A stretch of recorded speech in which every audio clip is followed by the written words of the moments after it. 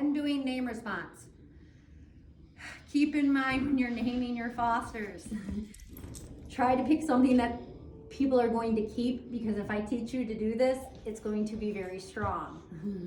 So I try to really advise people, really think about the name and the dog's personality, and sometimes waiting to see the personality of the dog is a good idea too.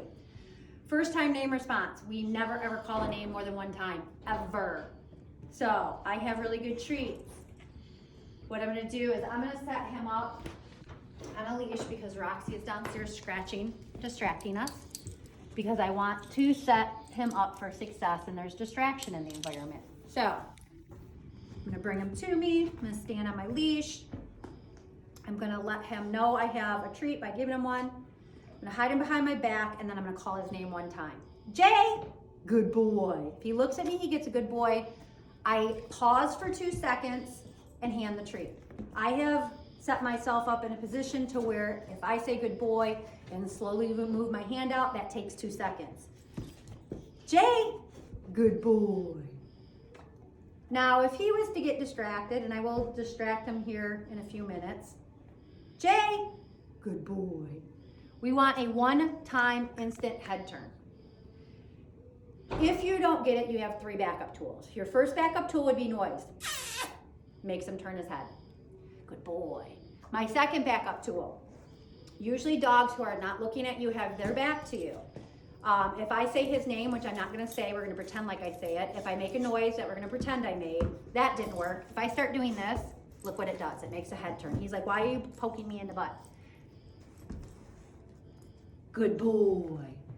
Tapping on the head, tapping on the butt, that is your second backup tool without saying the name again. Last but not least, if I say his name, which I'm not gonna say because he'll probably respond.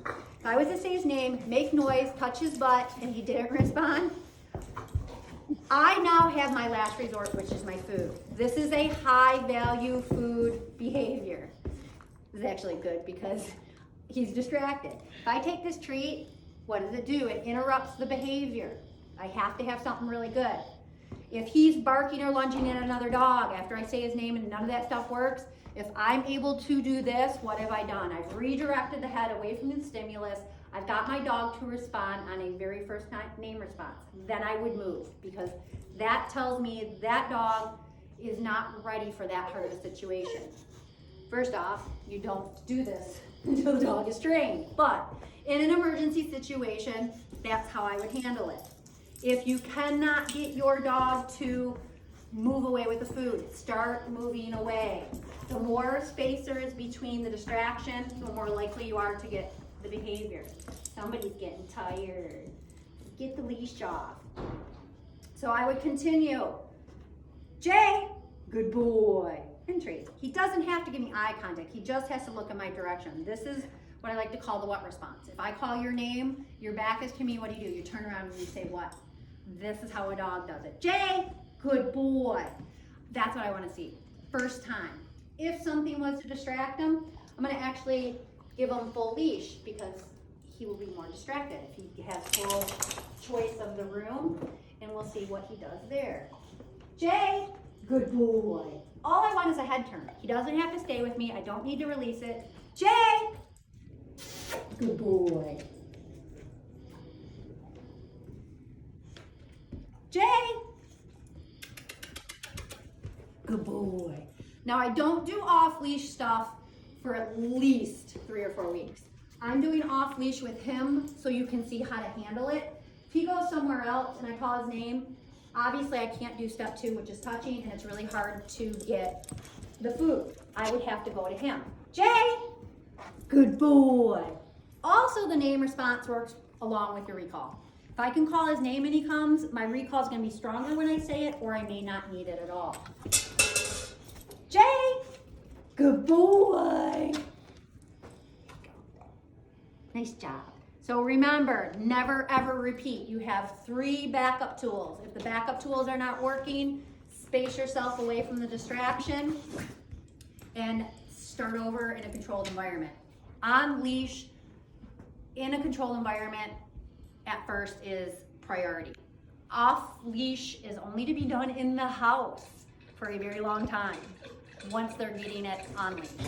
So take it slow and make sure they respond. So would you say that since you only call his name once, and I think you did it also with the release of the ball with Roxy, is just saying it wasn't? Everything is one time. Okay, so then you go to the alternatives like touching them to redirect them, the food in front of their face, everything like that to, Yeah. okay. Yeah, they're just what I call backup tools. So saying no is a one-time thing? Or Yeah. distract them or...